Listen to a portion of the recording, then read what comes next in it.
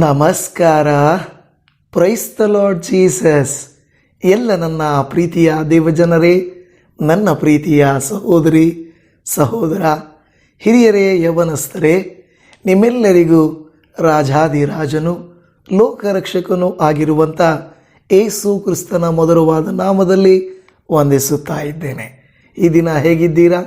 ಮತ್ತೊಂದು ಕೃಪೆಯುಳ್ಳ ದಿನವನ್ನು ದೇವರು ನಮ್ಮ ಜೀವಿತದಲ್ಲಿ ಅನುಗ್ರಹಿಸಿಕೊಟ್ಟಿದ್ದಾರೆ. ಆತನು ಸೇರಿಸಿಕೊಟ್ಟಂಥ ಈ ದಿನದಲ್ಲಿ ಆತನಿಗಾಗಿ ಸಮಯವನ್ನು ಮೀಸಲಾಗಿಟ್ಟು ವಾಕ್ಯದಿಂದ ನಮ್ಮ ಹೃದಯಗಳನ್ನು ತೆರೆಯುವಂತೆ, ನಮಗೆ ಸಹಾಯ ಮಾಡುವಂತೆ ಆತನ ಬಳಿಯಲ್ಲಿ ಕೇಳುವುದು ಬಹಳ ಮುಖ್ಯ. ನೀವೆಲ್ಲರೂ ಚೆನ್ನಾಗಿದ್ದೀರೆಂದು, ಕರ್ತನ ಕೃಪೆ ನಿಮಗೆ ಲಭಿಸಲೆಂದು ಬಯಸುತ್ತಾ ಪ್ರಾರ್ಥಿಸುತ್ತಾ ಈ ದಿನದ ವಾಕ್ಯ ಸಂದೇಶಕ್ಕೆ ನಾವು ಹೋಗೋಣ. ಪ್ರತಿನಿತ್ಯ ನಮ್ಮ ಜೀವಿತಗಳಲ್ಲಿ ಅನೇಕ ವಿರೋಧಗಳು, ಹೋರಾಟಗಳು ಸಂಭವಿಸುತ್ತದೆ. ನಾವು ಕೆಟ್ಟು ಹೋದಾಗ, ನಮ್ಮ ಪರಿಸ್ಥಿತಿ ವಿಷಮವಾದಾಗ ಯಾರೂ ನಮ್ಮ ಕುರಿತಾಗಿ ಆಲೋಚಿಸುವುದಿಲ್ಲ. ಆದರೆ ಯಾವಾಗ ನಮ್ಮ ಜೀವಿತ ಮಾರ್ಪಡುತ್ತದೋ, ಯಾವಾಗ ನಮ್ಮ ಜೀವಿತ ಸಾಕ್ಷಿಯಾಗುತ್ತದೋ, ಆಗ ಜನರೆಲ್ಲರೂ ನಮ್ಮ ಕಡೆಗೆ ನೋಡಿ ಇವರ ಉನ್ನತಿ ಹೇಗೆ, ಇವರು ಏಕೆ ಬದಲಾದರು, ಇವರಿಗೆ ಹೇಗೆ ಆಶೀರ್ವಾದ ಸಿಕ್ಕಿತು ಎಂದು ನಮ್ಮನ್ನು ನಿಂದಿಸುವುದಕ್ಕೂ ದೂಷಿಸುವುದಕ್ಕೂ ಪ್ರಯತ್ನ ಪಡುತ್ತಾರೆ. ಯಾಕೆಂದರೆ ಅವರ ಕಣ್ಣುಗಳು ನಮ್ಮ ಒಳ್ಳೆಯತನವನ್ನು, ನಮ್ಮ ಮಾರ್ಪಾಡನ್ನು, ನಮ್ಮ ಉನ್ನತಿಯನ್ನು, ನಮ್ಮ ಸಮಾಧಾನವನ್ನು ನೋಡಿ ಸಹಿಸಲಾರವು. ಹಾಗೆ ಇವತ್ತಿನ ವಾಕ್ಯದಲ್ಲಿ ಒಬ್ಬಾತನ ಪರಿಸ್ಥಿತಿಯನ್ನು ಅವರು ನೋಡಿ ಆತನನ್ನು ನಿಂದಿಸುವುದನ್ನು ನಾವು ನೋಡುತ್ತಾ ಇದ್ದೇವೆ. ಬನ್ನಿ, ಈ ದಿನದ ದೇವರ ವಾಕ್ಯವನ್ನು ಧ್ಯಾನ ಮಾಡಿಕೊಳ್ಳೋಣ. ಈ ದಿನದ ಮುಖ್ಯವಾದ ದೇವರ ವಾಕ್ಯವು ಯೋಹಾನನ ಬರೆದ ಸುವಾರ್ತೆ 9ನೇ ಅಧ್ಯಾಯ 28ನೆಯ ವಾಕ್ಯ. ಅದಕ್ಕೆ ಅವರು ಅವನನ್ನು ಬೈದು, ನೀನು ಆ ಮನುಷ್ಯನ ಶಿಷ್ಯ, ನಾವು ಮೋಶೆಯ ಶಿಷ್ಯರು ಎಂದರು. ದೇವಜನವೇ, ಸಮಾಜವು ಯಾವಾಗಲೂ ತಾರತಮ್ಯ ಮಾಡುತ್ತಿರುತ್ತದೆ.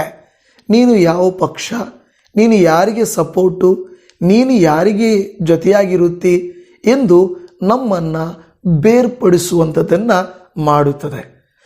ಲೋಕವು ನಮ್ಮನ್ನು ಬೇರ್ಪಡಿಸುತ್ತದೆ, ದೇವರು ನಮ್ಮನ್ನು ಒಂದುಗೂಡಿಸುತ್ತಾನೆ.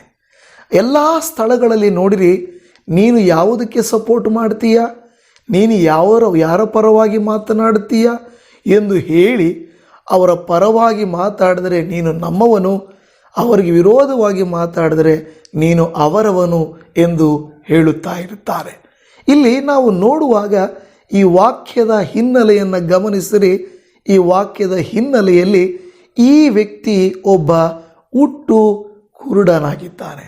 ಅಲ್ಲಿ ನೋಡುವಾಗ ಹುಟ್ಟು ಕುರುಡನಾಗಿರುವಂಥ ಈ ವ್ಯಕ್ತಿ ಬದಲಾಗಿರುವುದನ್ನು, ಈ ವ್ಯಕ್ತಿ ಕಣ್ಣು ಕಾಣಿಸುವಂತಾಗಿರುವುದನ್ನು, ಈ ವ್ಯಕ್ತಿ ಸಂತೋಷವಾಗಿರುವುದನ್ನು ನೋಡಿದಂಥ ಆ ಬೇರೆಯ ವ್ಯಕ್ತಿಗಳು ಸಹಿಸಲಿಲ್ಲ. ಕಾರಣ, ಇವನಿಗೆ ದೃಷ್ಟಿ ಬಂದಿರೋದು, ಇವನಿಗೆ ಒಳ್ಳೆಯದಾಗಿರುವಂಥದ್ದು ಅವರಿಗೆ ಇಷ್ಟವಾಗಲಿಲ್ಲ. ಕೆಲವು ಸಂದರ್ಭಗಳಲ್ಲಿ ನಮಗೆ ಒಳ್ಳೆಯದಾಗುವುದನ್ನು ಸಮಾಜವು, ಸಂಬಂಧಿಕರು, ಸ್ನೇಹಿತರು ಕೂಡ ಸಹಿಸುವುದಿಲ್ಲ. ನಾವು ಇದ್ದ ಪರಿಸ್ಥಿತಿಯಲ್ಲಿದ್ದಾಗ ಅಯ್ಯೋ ಪಾಪ, ಅಯ್ಯೋ ಪಾಪ ಅಂತಾರೆ ಹೊರತು, ನಾವೇನಾದರೂ ಆ ಸಮಸ್ಯೆಯಿಂದ ಹೊರಗಡೆ ಬಂದರೆ ಅಸೂಯೆ ಪಡಲಿಕ್ಕೆ ಪ್ರಾರಂಭಿಸುತ್ತಾರೆ. ಇದು ನಿಜವಾ ಇಲ್ಲವಾ ನೀವೇ ಹೇಳಿ? ಯಾಕೆಂದರೆ ಅಸೂಯೆ ಪಡುವಂಥ ಸ್ವಭಾವವನ್ನು ಅವರು ಹೊಂದಿಕೊಂಡು ಬಿಡುತ್ತಾರೆ. ನನ್ನ ಪ್ರಿಯ ದೇವಜನವೇ, ಇಲ್ಲಿ ಹೀಗೆ ನಡೆಯುತ್ತದೆ. ಇಲ್ಲಿ ಹಿಂದೆ ಹೋಗಿ ನಾವು ಸ್ವಲ್ಪ ಗಮನಿಸುವಾಗ ಈ ಕುರುಡನ ಪರಿಸ್ಥಿತಿಯನ್ನು ಯೇಸು ಸ್ವಾಮಿ ಗಮನಿಸುತ್ತಾರೆ. ನಾವು ಇದೇ ಯೋಹಾನನ ಬರೆದ ಸುವಾರ್ತೆ 9ನೇ ಅಧ್ಯಾಯ 1 ಮತ್ತು 2ನೇ ವಾಕ್ಯದಲ್ಲಿ ಯೇಸು ಹಾದು ಹೋಗುತ್ತಿರುವಾಗ ಒಬ್ಬ ಹುಟ್ಟು ಕುರುಡನನ್ನು ಕಂಡನು. ಆತನ ಶಿಷ್ಯರು, ಗುರುವೇ, ಇವನು ಕುರುಡನಾಗಿ ಹುಟ್ಟಿರುವುದಕ್ಕೆ ಯಾರು ಪಾಪ ಮಾಡಿದರು, ಇವನು, ಇವನ ತಂದೆ ತಾಯಿಗಳು ಎಂದು ಆತನನ್ನು ಕೇಳಿದ್ದಕ್ಕೆ. ಇಲ್ಲಿ ಗಮನಿಸಿರಿ, ಇಲ್ಲಿ ಅವರು ಮಾತನಾಡುತ್ತಿರುವ ಮಾತುಗಳು ಅವನನ್ನು ನೋಡಿಬಿಟ್ಟು ದೂರದಲ್ಲಿ ಹೋಗಿ ನಿಂತುಕೊಂಡು ಅವನ ಕುರಿತು ಅವನು ಹೀಗೆ ಆಗಿರುವುದಕ್ಕೆ ಕಾರಣ ಏನು ಎಂದು ಶಿಷ್ಯರು ಮಾತನಾಡಲಿಲ್ಲ. ಬದಲಾಗಿ ಅವನ ಪಕ್ಕದಲ್ಲಿಯೇ ನಿಂತುಕೊಂಡು ಅವನ ಹೀನ ಸ್ಥಿತಿಯನ್ನು ಕುರಿತು ಯೇಸು ಕ್ರಿಸ್ತನ ಬಳಿಯಲ್ಲಿ ಒಂದು ಪ್ರಶ್ನೆಯನ್ನು ಕೇಳುತ್ತಿದ್ದಾರೆ. ಆ ಪ್ರಶ್ನೆ ಏನೆಂದರೆ, ಅಲ್ಲಿ ಕೇಳುತ್ತಿದ್ದಾರೆ, ಗುರುವೇ, ಇವನು ಕುರುಡನಾಗಿ ಹುಟ್ಟಿರುವುದಕ್ಕೆ ಯಾರು ಪಾಪ ಮಾಡಿದರು? ಕೆಲವು ಸಾರಿ ನಮ್ಮ ಹೀನ ಸ್ಥಿತಿಯನ್ನು ಕಂಡ ಕೆಲವು ಜನರು ನಮ್ಮ ಮುಂದೆಯೇ ನಮ್ಮನ್ನು ಅವಮಾನಿಸುತ್ತಾರೆ. ಈ ಪಾಪಿ, ಈ ಕುಡುಕ, ಈ ಕೆಟ್ಟವನು, ಇವಳು, ಈತನು ಎಂದು ಸಂಬೋಧಿಸುತ್ತಾರೆ. ಹಾಗೆಯೇ ಕುರುಡನ ಪಕ್ಕದಲ್ಲಿ ನಿಂತುಕೊಂಡು ಶಿಷ್ಯರು ಕೂಡ ಕೇಳುತ್ತಿರುವಂಥ ಪ್ರಶ್ನೆ ನಿಜವಾಗಿಯೂ ಯೇಸು ಸ್ವಾಮಿಯನ್ನು ಒಂದು ರೀತಿಯಾಗಿ ಮನಸ್ಸಿಗೆ ಬೇಸರವನ್ನು ಉಂಟು ಮಾಡಿರಬಹುದು ಎಂದು ನಾನು ನೆನೆಸುತ್ತೇನೆ. ಯಾಕೆಂದರೆ ಯೇಸು ಸ್ವಾಮಿ ಯಾವತ್ತೂ ಕೂಡ ಯಾರನ್ನೂ ಕೂಡ ಅವರ ಬಲಹೀನತೆಯನ್ನು ಕುರಿತು ಅವರನ್ನು ನೀನು ಕುರುಡನು, ನೀನು ಕುಂಟನು, ನೀನು ಪಾಪಿ, ನೀನು ದ್ರೋಹಿ, ನೀನು ಇತ್ತವನು ಅಂಥವನು ಅಂತ ಮಾತನಾಡುವುದಿಲ್ಲ. ದೇವರು ಪಾಪಿ ಎಂದು ಸಂಬೋಧಿಸುವುದಿಲ್ಲ, ಹೆಸರಿಡಿದು ಸಂಬೋಧಿಸುತ್ತಾರೆ. ಅವರನ್ನು ಪ್ರೀತಿ ಮಾಡುತ್ತಾರೆ. ಯಾಕೆಂದರೆ ಯೇಸು ಸ್ವಾಮಿ ಪಾಪಿಗಳನ್ನು ಹುಡುಕಿ ರಕ್ಷಿಸುವುದಕ್ಕೆ ಬಂದನು. ಹಾಗಾದರೆ ಯೇಸು ಸ್ವಾಮಿಗೆ ಇಂಥವರ ಮೇಲೆ ಪ್ರೀತಿ, ಅಕ್ಕರೆ, ಕನಿಕರ, ದಯೆಗಳು ಇರುತ್ತದೆ ಹೊರತು ಅವರನ್ನು ಅವಮಾನಪಡಿಸುವಂಥದ್ದು ಯೇಸು ಸ್ವಾಮಿಯ ಉದ್ದೇಶವಲ್ಲ. ಶಿಷ್ಯರು ಒಂದು ವೇಳೆ ಇವನು ಈ ರೀತಿ ಆಗುವುದಕ್ಕೆ ಯಾರು ಪಾಪ ಮಾಡಿದರು? ಇವನ ತಂದೆ ತಾಯಿಗಳು ಅವನನ್ನು ಮಾತ್ರ ನಿಂದಿಸುವುದಲ್ಲ, ಒಂದು ವೇಳೆ ಈ ತಪ್ಪು ಇಲ್ಲವೇ ಈ ಪಾಪ ಅವನ ತಂದೆ ತಾಯಿಗಳದಾಗಿರಬಹುದು ಎಂದು ಕೂಡ ಅವರು ಹೇಳುತ್ತಿದ್ದಾರೆ.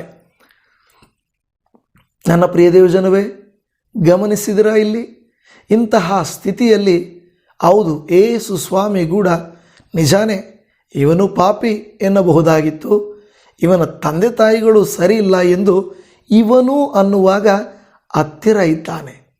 ಅವನು ಎಂದರೆ ದೂರ, ಇವನು ಅಂದರೆ ಅವನ ಪಕ್ಕದಲ್ಲಿ ನಿಂತುಕೊಂಡು ಡಿಸ್ಕಷನ್ ನಡೀತಾ ಇದೆ. ಅಲ್ಲಿ ಇದನ್ನು ಹೇಳಿದಾಗ ಯೇಸು ಸ್ವಾಮಿಯ ಒಂದು ಉತ್ತರ ಹೇಗಿದೆ ನೋಡ್ರಿ. ಯೇಸು 3ನೇ ವಚನದಲ್ಲಿ, ಯೋಹಾನ 9:3ರಲ್ಲಿ ಯೇಸು, ಇವನು ಪಾಪ ಮಾಡಲಿಲ್ಲ, ಇವನ ತಂದೆ ತಾಯಿಗಳು ಪಾಪ ಮಾಡಲಿಲ್ಲ, ದೇವರ ಕ್ರಿಯೆಗಳು ಇವನಲ್ಲಿ ತೋರು ಬರುವುದಕ್ಕೆ ಇದಾಯಿತು ಅಂದನು. ನೋಡಿದ್ರ, ಅವನ ದುರ್ಗತಿಯನ್ನು, ಅವನ ಈ ಸ್ಥಿತಿಯನ್ನು ಕೂಡ ದೇವರು ಪಾಸಿಟಿವ್ ಆಗಿ ಮಾತನಾಡುತ್ತಾ ಇದ್ದಾರೆ. ಯೇಸುವಿನ ಬಾಯಲ್ಲಿ ಅವರಿಗೆ, ಶಿಷ್ಯರಿಗೆ ಜೊತೆಯಲ್ಲಿ ಸೇರಿಕೊಂಡು ಅವನನ್ನು ನಿಂದಿಸಲಿಲ್ಲ, ಬದಲಾಗಿ ಅವನ ಪರವಾಗಿಯೂ ಅವನ ತಂದೆ ತಾಯಿಗಳ ಪರವಾಗಿಯೂ ನಿಂತು, ಇದು ಇವನು ತಪ್ಪು ಮಾಡಲಿಲ್ಲ, ಇವನ ತಂದೆ ತಾಯಿಗಳು ಪಾಪ ಮಾಡಲಿಲ್ಲ, ಇದು ದೇವರ ಮಹಿಮೆಗಾದೀತು ಎಂದು ಹೇಳುತ್ತಿದ್ದಾರೆ. ಇವತ್ತು ನನ್ನ ಪ್ರಿಯ ಸಹೋದರಿ ಸಹೋದರ, ನಿಮ್ಮ ಬಣ್ಣವನ್ನಿಡಿದು, ನಿಮ್ಮ ಕುಲವನ್ನಿಡಿದು, ನಿಮ್ಮ ಮನೆಯನ್ನಿಡಿದು, ನಿಮ್ಮ ಒಂದು ಸ್ಥಿತಿಯನ್ನಿಡಿದು ಜನರು ನಿಮ್ಮನ್ನು ನಿಂದಿಸಬಹುದು. ಆದರೆ ದೇವರು ನಿಮ್ಮನ್ನು ನಿಂದಿಸುವವನಲ್ಲ, ನಿಮ್ಮನ್ನು ಕುರಿತು ಪರಿತಾಪ ಪಡುವವನು, ನಿಮ್ಮನ್ನು ರಕ್ಷಿಸಲು ಬಂದಿರುವನು. ನಿಮ್ಮ ಶಾಪ, ನಿಮ್ಮ ಪಾಪ, ನಿಮ್ಮ ದ್ರೋಹಗಳನ್ನು ತೊಳೆಯಲಿಕ್ಕಾಗಿ ಬಂದಾತನು ಯೇಸು ಸ್ವಾಮಿಯಾಗಿದ್ದಾರೆ. ಹಲ್ಲೆಲೂಯಾ. ನಮ್ಮನ್ನು ಹೀನ ಸ್ಥಿತಿಗೆ ತಳ್ಳುವವನು ಆತನಲ್ಲ, ನಮ್ಮ ಸ್ಥಿತಿಯನ್ನು ನೋಡಿ ಮನಮರುಗುವಾತನು ನಮ್ಮ ದೇವರು. ನೀವು ಯಾವುದೇ ಇವತ್ತಿನ ಸ್ಥಿತಿಯಲ್ಲಿ ಇರಬಹುದು ದೇವಜನವೇ, ಕರ್ತನು ನಿಮ್ಮನ್ನು ಪ್ರೀತಿಸುತ್ತಾರೆ. ಈ ರೀತಿಯಾಗಿ ಹೇಳಿದ ಮೇಲೆ ನಾವು ನೋಡುತ್ತೇವೆ, ಅಲ್ಲಿ ಏನು ನಡೆಯಿತು ಅಂದರೆ, ಯೇಸು ಸ್ವಾಮಿ ಅಲ್ಲಿ ಒಂದು ವೇಳೆ ಆ ಮಣ್ಣನ್ನು ತೆಗೆದು, ಅದರ ಹೆಂಚಲನ್ನು ಉಗಿದು ಅದನ್ನು ತೆಗೆದು ಅವನ ಕಣ್ಣುಗಳಿಗಿಟ್ಟು, ನೀನು ಹೋಗಿ ಶಿಲೋವ ಕೊಳದಲ್ಲಿ ತೊಳೆದುಕೋ ಎಂದು ಹೇಳಿದನು. ಯಾವಾಗ ಅವನು ಹೋಗಿ ದೇವರ ಮಾತಿಗೆ ವಿಧೇಯನಾಗಿ, ಒಂದು ವೇಳೆ ಅವನು ಅಂದುಕೊಂಡಿರಬಹುದು, ಅಯ್ಯೋ ಈ ಥರ ಇವರು ಮಾತಾಡ್ತಾ ಇದ್ದಾರೆ, ನನ್ನನ್ನು ಅವಮಾನಪಡಿಸುವುದಕ್ಕೆ, ಗೇಲಿ ಮಾಡುವುದಕ್ಕೆ ಈ ರೀತಿ ಇವರು ಮಾಡ್ತಾ ಇರ್ಬೋದು, ಹೇಳ್ತಾ ಇರ್ಬೋದು, ಅಂದುಕೊಂಡಿದ್ದಿರಬಹುದು. ಆದರೆ ಅವನು ಯೇಸುವಿನ ಮಾತಿನ ಮೇಲೆ ಭರವಸೆ ಇಟ್ಟನು. ಹೋದನು, ಆ ಶಿಲೋವ ಕೊಳದಲ್ಲಿ ಅವನು ತೊಳೆದುಕೊಳ್ಳುವುದಕ್ಕೆ ಹೋದನು. ಅಲ್ಲಿ ಏನು ನಡೆಯುತ್ತದೆ? ಯೋಹಾನ 9:7 ಇರುವಂಥ ವಾಕ್ಯಗಳು. ಅವನು ಹೋಗಿ ತೊಳಕೊಂಡು ಕಣ್ಣು ಹೊಂದಿದವನಾಗಿ ಬಂದನು. ಆಗ ನೆರೆಹೊರೆಯವರು ಅವನು ಭಿಕ್ಷುಗಾರನಾಗಿದ್ದದ್ದನ್ನು ಮೊದಲು ನೋಡಿದವರು, ಇವನು ಕೂತಿದ್ದ ಆ ಭಿಕ್ಷುಕನಲ್ಲವೋ ಅಂದರು. ನೋಡಿದರ, ಅವನು ತೊಳಕೊಂಡು ಹಿಂತಿರುಗಿ ಬಂದನು. ಅಂದರೆ ಇನ್ನೂ ಯೇಸು ಸ್ವಾಮಿ ಅವನಿಗಾಗಿ ಕಾಯುತ್ತಿದ್ದಾರೆ. ಅಂದರೆ ಕೆಲವು ಸಂದರ್ಭಗಳಲ್ಲಿ ಕೆಲವರು ಏನು ಮಾಡ್ತಾರೆ, ನಾವಿದೀವಿ ಹೋಗ್ರಿ ಅಂತ ಹೇಳಿಬಿಟ್ಟು ಅವರಿಗೆ ನಿರೀಕ್ಷೆಯನ್ನು ಹುಟ್ಟಿಸಿ ಅವರು ಆ ಕಡೆ ಹೋಗಿದ್ದು ಇವರು ಈ ಕಡೆ ಎಸ್ಕೇಪ್ ಆಗಿಬಿಡ್ತಾರೆ. ಹೆಲ್ಪ್ ಮಾಡ್ತೀನಿ ಅಂತ ಹೇಳಿಬಿಟ್ಟು ಎಸ್ಕೇಪ್ ಆಗಿಬಿಡ್ತಾರೆ. ಅಂದರೆ ಆ ಸಂದರ್ಭಕ್ಕೆ ತಪ್ಪಿಸಿಕೊಂಡರೆ ಸಾಕಪ್ಪ ಎನ್ನುವಂಥ ರೀತಿಯಲ್ಲಿ ಅವರು ಎಸ್ಕೇಪ್ ಆಗಿಬಿಡ್ತಾರೆ. ಆದರೆ ಯೇಸು ಸ್ವಾಮಿ ಒಂದು ವೇಳೆ ಅವನ ರೀತಿಯಾಗಿ ಇಟ್ಟುಕೊಂಡು ಅವನು ಕೊಳಕ್ಕೆ ಹೋಗುವಾಗಲೂ ಅವನೊಟ್ಟಿಗೆ ಜನರನ್ನು ಕಳಿಸಿರಬಹುದು. ಯಾಕೆಂದರೆ ಅರ್ಧದಲ್ಲಿ ಕೈ ಬಿಡುವಂಥ ಸ್ವಭಾವ ಜಾಯಮಾನ ದೇವರದಲ್ಲ. ಆತನು ಮಾತು ಕೊಟ್ಟರು, ಜೊತೆಗೆ ನಿಂತರು. ಆತನು ನಿನ್ನೊಟ್ಟಿಗೆ ಇರುತ್ತಾನೆ, ನಿನ್ನನ್ನು ತೊರೆಯುವುದಿಲ್ಲ, ಕೈ ಬಿಡುವುದಿಲ್ಲ. ಅವನು ಹಿಂತಿರುಗಿ ಬಂದು ದೃಷ್ಟಿಯನ್ನು ಹೊಂದಿದವನಾಗಿ ಬಂದನು. ಬಂದಾಗ ಹೇಳುತ್ತದೆ, ಅನೇಕರು ನೋಡಿ, ಇಷ್ಟು ದಿನ ಅವನು ಕಣ್ಣಿಲ್ಲದೆ ಇದ್ದಾಗ ಯಾರ ಕಣ್ಣು ಅವನ ಮೇಲೆ ಬೀಳಲಿಲ್ಲ. ಯಾವಾಗ ಇವನಿಗೆ ಕಣ್ಣು ದೃಷ್ಟಿ ಬಂತು, ಈಗ ಎಲ್ಲರ ದೃಷ್ಟಿ ಅವನ ಮೇಲೆ ಬೀಳ್ತಾ ಇದೆ, ಅವನ ಮೇಲೆ ಬೀಳ್ತಾ ಇದೆ. ನೆರೆಹೊರೆಯವರೆಲ್ಲರೂ ಅವರನ್ನು ನೋಡಿ ಇವನಲ್ಲಿ ಇದ್ದವನಲ್ಲವೇ ಅಂತಾರೆ. ಇನ್ನು 9ನೇ ವಚನ ಹೇಳ್ತದೆ, ಹೌದು ಅವನೇ ಅಂದರು ಕೆಲವರು, ಇನ್ನೂ ಕೆಲವರು ಅವನಲ್ಲ, ಅವನ ಹಾಗಿದ್ದಾನೆ ಎಂದರು. ಅವನಾದರೂ ನಾನೇ ಅವನು. ನೀವೇನು ಮಾತಾಡ್ಕೊಳ್ತಾ ಇದ್ದೀರಲ್ಲ, ಕುರುಡನಲ್ವಾ, ಅಲ್ಲಿ ಬಿದ್ದಿರ್ತೋ ಇದ್ದವನಲ್ವಾ, ಇವನಲ್ವಾ ಅಂತ ಅನೇಕರು ನೆಗೆಟಿವ್ ಆಗಿ ಮಾತನಾಡಿದರು. ನಾಚಿಕೆ ಪಡಲಿಲ್ಲ. ಇಲ್ಲ, ನೀವು ಹೇಳುತ್ತಿರುವ ಆ ಕುರುಡನು, ಅಲ್ಲಿ ಬಿದ್ದಿದ್ದವನು, ಭಿಕ್ಷೆ ಬೇಡುತ್ತಿದ್ದವನು ನಾನೇ ಅಂತ ಹೇಳಿ ಸಾಕ್ಷಿಯನ್ನು ಕೊಡುತ್ತಾ ಇದ್ದಾನೆ. ಇವನ ಮಾತನ್ನು ಒಪ್ಪಲಿಲ್ಲ. ಅದಕ್ಕೆ ಅವರು ಏನು ಮಾಡ್ತಾರೆ, ಮುಂದಿನ ವಾಕ್ಯದಲ್ಲಿ ನೀವು ಗಮನಿಸಿದರೆ ಎಲ್ಲ ಡ್ರಾಮಾ ಮುಗಿದ ಮೇಲೆ 20ನೇ ವಚನಕ್ಕೆ ನೀವು ಬರುವಾಗ, ಅವನ ತಂದೆ ತಾಯಿಗಳು ಇವನು ನಮ್ಮ ಮಗನೆಂದು ಕುರುಡನಾಗಿ ಹುಟ್ಟಿದನೆಂದು ಬಲ್ಲೆವು, ಈಗ ಹೇಗೆ ಕಣ್ಣು ಬಂದವೋ ಅರಿಯವು, ಕಣ್ಣು ಕೊಟ್ಟವನು ಯಾರೋ ಅರಿಯೆವು, ಇವನನ್ನೇ ಕೇಳಿರಿ, ಪ್ರಾಯದವನಾಗಿದ್ದಾನಲ್ಲ, ಇವನೇ ತನ್ನ ವಿಷಯವಾಗಿ ಹೇಳುವನು ಎಂದು ಉತ್ತರ ಕೊಟ್ಟನು. ನೋಡಿ, ಕಣ್ಣು ಬಂದಾಗ ಅವನ ಬಳಿಯಲ್ಲಿ ಅಪ್ಪ ಅಮ್ಮ ಬಂದು ಕೇಳಿರಬಹುದು, ನಿನಗೆ ಕಣ್ಣು ಹೇಗೆ ಬಂದು ಅಪ್ಪ ಮಗನೇ ಅಂದಾಗ, ಅಮ್ಮ ಅಪ್ಪ ನಿಮಗೆ ಗೊತ್ತಾ, ಈ ಯೇಸು ಇದ್ದಾರಲ್ಲ, ಆ ಯೇಸು ಅಂತ ಕರೀತಾರಲ್ವ, ಆ ಪ್ರವಾದಿ ಅಂತ ಹೇಳ್ತಾ ಇರ್ತಾರಲ್ವ, ಆತನು ಬಂದು ನನಗೆ ಕಣ್ಣು ಕೊಟ್ಟನೋ, ಈ ರೀತಿ ಮಾಡಿದನು ಅಂದಾಗ ತಂದೆ ತಾಯಿಗಳು ಅಸೂಯೆ ಪಡಲಿಲ್ಲ. ತಂದೆ ತಾಯಿಗಳು ಅಯ್ಯೋ ಇವನಿಗೆ ಕಣ್ಣು ಬಂದುವಲ್ಲ ಅಂದುಕೊಳ್ಳಲಿಲ್ಲ, ಸಂತೋಷಪಟ್ಟರು, ಆನಂದಪಟ್ಟರು. ಇದುವರೆಗೂ ನನ್ನ ಮಗನು ಹುಟ್ಟು ಕುರುಡನಾಗಿದ್ದನು, ಯಾವುದನ್ನೂ ನೋಡದವನು, ಹೆತ್ತ ತಂದೆ ತಾಯಿಗಳ ಸ್ವರ ಕೇಳಿದವನು, ಈಗ ಕಣ್ಣಾರೆ ನೋಡುತ್ತಿದ್ದಾನೆ. ಈ ಸಂತೋಷವನ್ನು ಸಹಿಸದ ಅಲ್ಲಿನ ಜನರು ಅಲ್ಲಿರ್ತದೆ ಅವನು ವಿರೋಧ ಮಾಡ್ತಾ ಇದ್ದಾರೆ. ಎಲ್ಲಿ ನಮ್ಮನ್ನು ಬಹಿಷ್ಕಾರ ಮಾಡುತ್ತಾರೋ ಎಂದು ತಂದೆ ತಾಯಿಗಳು ಭಯಪಟ್ಟು, ನಮಗೆ ಗೊತ್ತಿಲ್ಲಪ್ಪ, ಇವನನ್ನೇ ಕೇಳ್ರಿ, ಇವನಿಗೆ ವಯಸ್ಸಾಗಿದೆಯಲ್ವಾ, ಇವನು ಯವನಸ್ಥನಲ್ವಾ, ಇವನನ್ನೇ ಕೇಳ್ರಿ ಎಂದು ಅವನ ಮೇಲೆ ಹೇಳಿಬಿಟ್ರು. ನನ್ನ ಪ್ರಿಯ ದೇವಜನವೇ, ಇಲ್ಲಿ ಗಮನಿಸಿರಿ, ಇಂತಹ ಸ್ಥಿತಿಯಲ್ಲಿದ್ದಾಗ ಅಲ್ಲಿ ನಾವು ನೋಡುತ್ತಾ ಇದ್ದೇವೆ, ಮತ್ತೆ ಅವನನ್ನು ಕರೆಯುತ್ತಾರೆ. ಯೋಹಾನ 9ನೇ ಅಧ್ಯಾಯ 24 ಇರುವಂಥ ವಾಕ್ಯಗಳು, ಆದ ಕಾರಣ ಅವನು ಕುರುಡನಾಗಿದ್ದ ಆ ಮನುಷ್ಯನನ್ನು 2ನೇ ಸಾರಿ ಕರೆದು, ನೀನು ದೇವರಿಗೆ ಮಾನ ಬರುವಂತೆ ಹೇಳು, ಆ ಮನುಷ್ಯನು ಭಕ್ತಿಹೀನನೆಂದು ನಾವು ಬಲ್ಲೆವು ಎಂದು ಹೇಳಲು,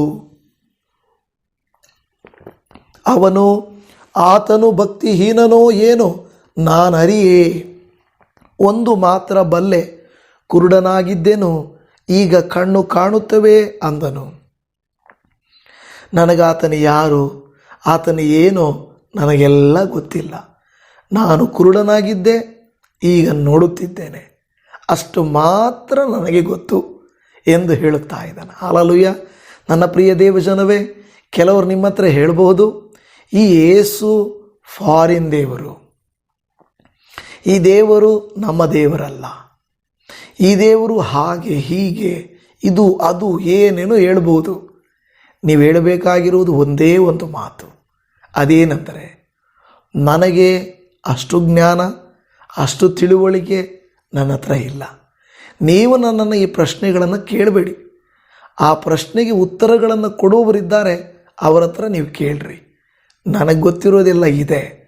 ಆತನು ಸತ್ಯದೇವರು, ನಿತ್ಯ ಜೀವದಾತನು, ನನಗೆ ಸಮಾಧಾನ ಕೊಟ್ಟಾತನು, ನನ್ನ ಪಾಪಗಳ ಪರಿಹಾರಾತನು, ನನ್ನನ್ನು ಪರಿಹರಿಸಿ ನನ್ನ ಪಾಪಗಳನ್ನು ಶಾಪಗಳನ್ನು ತೊಳೆದಾತನು ಆತನು, ನನ್ನ ಪಾಪಗಳನ್ನು ಹೊತ್ತು ಕಲ್ವಾರಿ ಶಿಲುಬೆಯ ಮೇಲೆ ಯಜ್ಞವಾದಾತನು, ನನ್ನನ್ನು ಬಿಡಿಸುವುದಕ್ಕಾಗಿ ಮರಣಿಸಿದಾತನು, ಇಗೋ ಮತ್ತೆ ಬಂದು ನನ್ನನ್ನು ಸ್ವರ್ಗ ಸೇರಿಸುವಾತನು.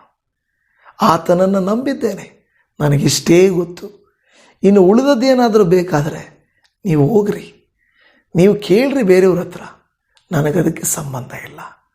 ಪ್ರಿಯರೇ, ನೀವು ವೃದ್ಧರಾಗಿರಬಹುದು, ಅಷ್ಟೊಂದು ಬೈಬಲ್ ತಿಳಿಯದವರಾಗಿರಬಹುದು. ಬೇರೆಯವರು ನಿಮ್ಮನ್ನು ಗೇಲಿ ಮಾಡುವಾಗ, ಪ್ರಶ್ನೆಗಳ ಮೇಲೆ ಪ್ರಶ್ನೆಗಳನ್ನು ಕೇಳುವಾಗ, ನೋಡಿ ಅಯ್ಯ, ನಾನು ಕುರುಡನಾಗಿದ್ದೇನು ಅಂದರೆ ನಿಮ್ಮ ಹಳೆಯ ಜೀವಿತವನ್ನು ನೀವು ಹೇಳಿರಿ.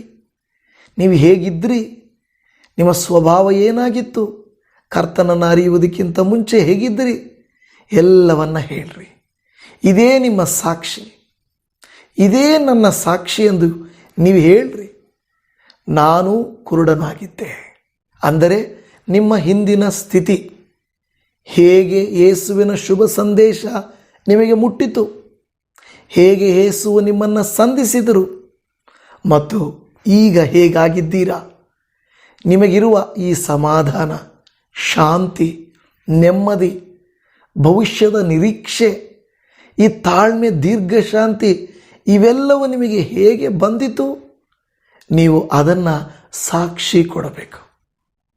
ಆ ಸಾಕ್ಷಿಯನ್ನು ಕೊಟ್ಟು ಕರ್ತನ ಕೈಯಲ್ಲಿ ಒಪ್ಪಿಸಿಕೊಟ್ಟು, ಆತನು ಯಾರೋ, ಆ ಫಾರಿನ್ ದೇವರೋ ಇಲ್ಲ ಬೇರೆಯವರೋ ನನಗೆ ಗೊತ್ತಿಲ್ಲ, ಆದರೆ ಆತನು ಸತ್ಯದೇವರು, ಆತನು ನಿತ್ಯ ಜೀವದಾತನು, ಇದನ್ನು ನಾನು ಬಲ್ಲೆನು. ಇಷ್ಟೇ ನಿಮ್ಮ ಸಾಕ್ಷಿಯಾಗಿರಬೇಕು. ಆಗ ಅಲ್ಲಿ ನೋಡ್ರಿ, ಅಲ್ಲಿ ಹೇಳುತ್ತಾನೆ, ಈಗ ನನಗೆ ಕಣ್ಣು ಕಾಣುತ್ತವೆ, ಈಗ ನನ್ನ ಅಂಧಕಾರ ತೊಲಗಿ ಹೋಯಿತು, ಮೂಢನಂಬಿಕೆಗಳು ತೊಲಗಿ ಹೋದವು, ಎಲ್ಲ ದುಷ್ಟತನ ಪಾಪದ ಬಂಧನಗಳು ನನ್ನನ್ನು ಬಿಟ್ಟು ಹೋದವು, ನನ್ನನ್ನು ಯೇಸು ಬಿಡಿಸಿದರು, ಯೇಸುವು ನನಗೆ ನಿರೀಕ್ಷೆಯನ್ನು ಹುಟ್ಟಿಸಿದರು.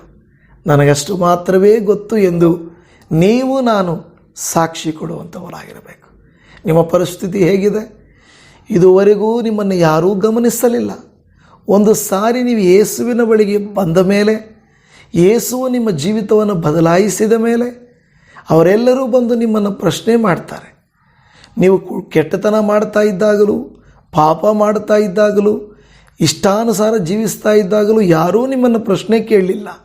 ಆದರೆ ಯಾವಾಗ ನೀವು ಪರಿಶುದ್ಧ ಜೀವಿತವನ್ನು ಜೀವಿಸುವಂತೆಯೂ ಸತ್ಯದೇವರನ್ನು ಅನುಸರಿಸುವಂತೆಯೂ ತೀರ್ಮಾನ ಮಾಡಿಕೊಂಡ್ರೋ, ಎಲ್ಲರೂ ನಿಮ್ಮನ್ನು ಸುತ್ತುವರೆದು ಪ್ರಶ್ನೆಗಳನ್ನು ಕೇಳುವವರೇ, ವಿರೋಧಿಸುವವರೇ. ಹಿಂಸೆಗಳು, ಹೋರಾಟಗಳು, ಶೋಧನೆಗಳು ಅಧಿಕವಾಗಿವೆ. ಭಯಪಡಬೇಡಿ, ಕರ್ತನು ನಿಮ್ಮನ್ನು ನನ್ನನ್ನು ತೊರೆಯುವಂಥವನು, ಕೈಬಿಡುವಂಥವನು ಅಲ್ಲ, ಆತನು ನಮ್ಮನ್ನು ಕಾಯುವಂಥವನು. ಈ ಒಂದು ವ್ಯಕ್ತಿಗಳಿಗೆ ಕುರುಡನ ಮುಂದೆಯೇ ಅವಮಾನವಾದಾಗ ಅವನ ಪರವಾಗಿ ನಿಂತ ಯೇಸು ಅವನನ್ನು ಗಮನಿಸಿದ. ಅವನ ಒಂದು ಕೇಡಿನ ಕೆಟ್ಟ ಪಾಪದ ಸ್ಥಿತಿಯನ್ನು ಆತನು ಮಾರ್ಪಡಿಸಿದ. ಈಗ ಅವನು ಸಾಕ್ಷಿಯಾಗಿ ನಿಂತಿದ್ದಾನೆ. ನೀವು ನಾನು ಹೇಗಿದ್ದೇವೆ? ಸಾಕ್ಷಿಗಳಾಗಿದ್ದೇವಾ? ಕರ್ತನಿಗಾಗಿ ನಿಲ್ಲುತ್ತಿದ್ದೇವಾ? ದೇವರಿಗಾಗಿ ಯಾವುದು ಈತನು ಸತ್ಯ ದೇವರು ಎಂದು ನಿಂತಿದ್ದೀರಾ? ಕರ್ತನಿಗೆ ಸ್ತೋತ್ರ. ಆ ಯವನಸ್ಥನು ಇನ್ನೊಂದು ಪ್ರಶ್ನೆಯನ್ನು ಆ ಗುಂಪಿನ ಬಳಿಯಲ್ಲಿ ಕೇಳುತ್ತಾರೆ. ಯೋಹಾನನು ಬರೆದ ಸುವಾರ್ತೆ 9:27, ನಿಮಗೆ ಆಗಲೇ ಹೇಳಿದೆನಲ್ಲ, ನೀವು ಕೇಳಲಿಲ್ಲ, ಯಾಕೆ ತಿರುಗಿ ಕೇಳಬೇಕೆಂದಿದ್ದೀರಿ? ಆತನ ಶಿಷ್ಯರಾಗುವುದಕ್ಕೆ ನಿಮಗೂ ಮನಸ್ಸಿದೆಯೋ ಅಂದನು. ಒಂದು ವಿಧವಾಗಿ ಧೈರ್ಯವಾಗಿ ಸುವಾರ್ತೆಯನ್ನು ಸಾರ್ತಾ ಇದ್ದಾನೆ. ನಿಮಗೂ ಈ ಶುಭ ಬೇಕಾ? ನಿಮಗೂ ಆ ರಕ್ಷಕನು ಬೇಕಾ? ನಿಮಗೂ ನಾನು ಹೊಂದಿರುವ ಬಿಡುಗಡೆ ಬೇಕಾ ಅಂತ ಹೇಳಿ ಕ್ವಶನ್ ಕೇಳುತ್ತಿದ್ದಾಗ ಆಗ ಅವನನ್ನು ಬೈದ ಸ್ಥಿತಿ. ಅದಕ್ಕೆ ಅವರು ಅವನನ್ನು ಬೈದು, ನೀನು ಆ ಮನುಷ್ಯನ ಶಿಷ್ಯ, ನಾವಲ್ಲ, ನಾವು ಮೋಶ ಶಿಷ್ಯರು ಅಂತ ಅವರು ತಮ್ಮ ಸಂಪ್ರದಾಯದ ಬಗ್ಗೆ, ತಮ್ಮ ಪಿತರುಗಳ ಬಗ್ಗೆ, ತಮ್ಮ ಹಿಂದಿನವರ ಬಗ್ಗೆ ಹೊಗಳಿಕೊಳ್ಳುತ್ತಾರೆ. ಈಗಲೂ ಹಾಗೆ ಅಲ್ವಾ? ನೀನೇನು ಹೇಳ್ಕೊಡೋದು ನಮಗೆ? ನಮ್ಮ ಹತ್ರನೇ ಜಾಸ್ತಿ ಇದ್ದಾವೆ, ನಮಗೆ ಎಲ್ಲ ಚೆನ್ನಾಗಿ ಗೊತ್ತಿದೆ, ನಿನ್ನ ಮಾತು ನಾವೇನು ಕೇಳಬೇಕು ಅಂತ ವಿರೋಧ ಮಾಡ್ತಾರೆ. ಆದರೆ ಈ ವ್ಯಕ್ತಿಯ ಜೀವಿತದಂತೆ ನಮ್ಮ ಜೀವಿತವು ಬದಲಾದ ಸಾಕ್ಷಿಯುಳ್ಳ ಜೀವಿತವಾಗಿ ಮಾರ್ಪಡಲಿ. ಕರ್ತನು ನಿಮ್ಮನ್ನು ಕನಿಕರಿಸಲಿ. ಪ್ರಾರ್ಥನೆ ಮಾಡಿಕೊಳ್ಳೋಣ. ಪರಮ ತಂದೆಯೇ, ರಾಜಾದಿರಾಜನೇ, ಸತ್ಯದೇವರು, ನಿತ್ಯ ಜೀವದಾತನು ಆಗಿರುವಾತನೇ, ಈ ಒಂದು ಹುಟ್ಟು ಕುರುಡನನ್ನು ನಿಮ್ಮ ಶಿಷ್ಯರೇ ನಿಮ್ಮ ಮುಂದೆ ಅವಮಾನಿಸಿದಾಗಲೂ ಅವನ ಅವಮಾನವನ್ನು, ಅವನ ಪಾಪ ಶಾಪಗಳನ್ನು, ಅವನ ಮೇಲೆ ಇದ್ದಂಥ ಈ ಒಂದು ಕೇಡನ್ನು ನೀವು ಮಾರ್ಪಡಿಸಿ ಅವನಿಗೆ ನಿರೀಕ್ಷೆಯನ್ನು ಹುಟ್ಟಿಸಿ ಅವನನ್ನೊಂದು ಸಾಕ್ಷಿಯನ್ನಾಗಿ ರೂಪಾಂತರಪಡಿಸಿದ್ದಕ್ಕಾಗಿ ನಿಮಗೆ ಸ್ತೋತ್ರ ಮಾಡುತ್ತಾ ಇದ್ದೇವೆ. ಈ ದಿನ ನಿನ್ನ ಪಾದಕ್ಕೆರಗಿ ಬಂದಿರುವಂಥ ದೇವ ಜನರನ್ನು ಆಶೀರ್ವಾದ ಮಾಡು. ಎಲ್ಲ ಕೃಪೆ ಕರುಣೆ ದಯೆಗಳನ್ನು ಅವರಿಗೆ ತೋರಿಸಿಕೊಡು. ನಿನ್ನ ಆತ್ಮನ ಸ್ಪರ್ಶ ಅವರ ಮೇಲೆ ಇರಲಿ. ಅಪ್ಪ, ನಾವು ಕೆಲವು ಸಂದರ್ಭದಲ್ಲಿ ಅನೇಕ ಕಾರ್ಯಗಳಲ್ಲಿ ಸಿಕ್ಕಿ ಹಾಕಿಕೊಂಡು ಈ ಕುರುಡನ ಹಾಗೆ ಕುಳಿತಿದ್ದೇವೆ, ಅವಮಾನಗೊಂಡಿದ್ದೇವೆ, ನೊಂದಿದ್ದೇವೆ. ದಯಮಾಡಿ ಈ ಅವಮಾನವನ್ನು, ನೋವನ್ನು, ಬಲಹೀನತೆಯನ್ನು, ಕಷ್ಟವನ್ನು ತೆಗೆದುಬಿಟ್ಟು ನಮಗೊಂದು ನಿರೀಕ್ಷೆಯನ್ನು ಹುಟ್ಟಿಸು. ದೇವರೇ, ಸಮಾಜವು, ಜನರು ನಮ್ಮನ್ನು ವಿರೋಧಿಸಬಹುದು, ಆದರೆ ನೀವು ನಮ್ಮನ್ನು ಪ್ರೀತಿ ಮಾಡುತ್ತೀರಿ. ಮಾತ್ರವಲ್ಲದೆ ಈ ವಾಕ್ಯವನ್ನು ಕೇಳಿದ ಇವರ ಕುಟುಂಬದಲ್ಲಿ ಸಮಾಧಾನ, ಶಾಂತಿ ನೆಲೆಗೊಳ್ಳಲಿ. ಅಪ್ಪ, ತಂದೆ ತಾಯಿಗಳನ್ನು ನೀನು ಸಂತೋಷಪಡಿಸಿದ ಹಾಗೆ ನಾವು ನಮ್ಮ ಕುಟುಂಬಸ್ಥರ ಮುಂದೆ ಸಾಕ್ಷಿಯಂತಾಗಿ ಕರ್ತನೇ ಅನೇಕ ಅದ್ಭುತಗಳನ್ನು ನಿಮ್ಮಿಂದ ಹೊಂದಿದವರಾಗಿ, ನಮ್ಮನ್ನು ಬಿಡುಗಡೆ ಮಾಡಿದವರು ಯಾರು, ನಮ್ಮನ್ನು ರೂಪಾಂತರ ಪಡಿಸಿದವರು ಯಾರು, ನಮ್ಮನ್ನು ಈ ಸ್ಥಿತಿಗೆ ತಂದವರು ಯಾರು ಎಂದು ನಾವು ಕೂಡ ನಮ್ಮ ತಂದೆ ತಾಯಿಗಳಿಗೆ, ಕುಟುಂಬಕ್ಕೆ ನಾವು ಸಾಕ್ಷಿಯನ್ನು, ಸಂತೋಷವನ್ನು ಉಂಟು ಮಾಡುವಂಥ ಅದ್ಭುತಗಳನ್ನು ನಮ್ಮ ಜೀವಿತದಲ್ಲಿ ಕೂಡ ನೀವು ದೇವರೇ ಕೊಡಿರಿ ಎಂದು ಬೇಡಿಕೊಳ್ಳುತ್ತಾ ಇದ್ದೇವೆ. ಅಪ್ಪ ದೇವರೇ, ಯಾರೆಲ್ಲ ಇವತ್ತಿನ ವಾಕ್ಯವನ್ನು ಕೇಳಿದ್ದಾರೋ ಅವರಿಗೆ ಸಮಾಧಾನವು ಸಿಗಲಿ, ಅವರ ಕಣ್ಣುಗಳು ತೆರೆಯಲ್ಪಡಲಿ, ಅವರ ಕೊರತೆಗಳು ನೀಗಿಸಲ್ಪಡಲಿ. ಅವರ ಕರ್ತನೇ ದೇವರೇ, ಎಲ್ಲ ಭಯ, ಆತಂಕದ ಪರಿಸ್ಥಿತಿಗಳು, ಅವರ ಕುಟುಂಬದ ಪರಿಸ್ಥಿತಿಗಳು ಮಾರ್ಪಡಿಸಿ ಸಮಾಧಾನದ ಕರ್ತನಾಗಿದ್ದು ನಡೆಸು ಎಂದು ಬೇಡಿಕೊಳ್ಳುತ್ತಾ ಇದ್ದೇವೆ. ಈ ಮೊರೆಯನ್ನು ನೀವು ಆಲಿಸಿದ್ದಕ್ಕಾಗಿ ನಿಮಗೆ ಕೋಟ್ಯಾನುಕೋಟಿ ವಂದನೆಗಳು. ಸರ್ವಸ್ತುತಿ, ಘನ, ಮಾನ, ಮಹಿಮೆಗಳು ನಿಮಗೆ ಸಮರ್ಪಿಸುತ್ತಾ ಈ ಪ್ರಾರ್ಥನೆಯನ್ನು ಈ ದೇವಜನರೆಲ್ಲರನ್ನ ನಿನ್ನ ಕೈಯಲ್ಲಿ ಕೊಡುತ್ತಾ ನಮ್ಮ ರಕ್ಷಕನಾದ ಯೇಸುವಿನ ಮೊದಲ ನಾಮದಲ್ಲಿ ಪ್ರಾರ್ಥಿಸುತ್ತೇವೆ ಪರಮ ತಂದೆಯೇ. ಆಮೇನ್, ಆಮೇನ್. ನನ್ನ ಪ್ರಿಯ ದೇವಜನವೇ, ಕರ್ತನು ನಿಮ್ಮನ್ನು, ನಿಮ್ಮ ಕುಟುಂಬಗಳನ್ನು ಹೇರಳವಾಗಿ ಆಶೀರ್ವಾದ ಮಾಡಲಿ. ನೀವು ನಂಬಿದಂಥ ಕರ್ತನು ನಿಮ್ಮನ್ನು ಕೈಬಿಡದಿರಲಿ. ನಿಮ್ಮ ಪರಿಸ್ಥಿತಿಯನ್ನು ಮಾರ್ಪಡಿಸಿ ನಿಮ್ಮ ಕಣ್ಣುಗಳು ತೆರೆಯುವಂತೆ ಮಾಡಿ ನಿಮಗೆ ಬೇಕಾದ ಸಂತೋಷ, ಸಮಾಧಾನ, ಆರೋಗ್ಯ, ಐಶ್ವರ್ಯವನ್ನು, ಆಶೀರ್ವಾದವನ್ನು ದಯಪಾಲಿಸಲಿ. Shalom. Praise the Lord Jesus.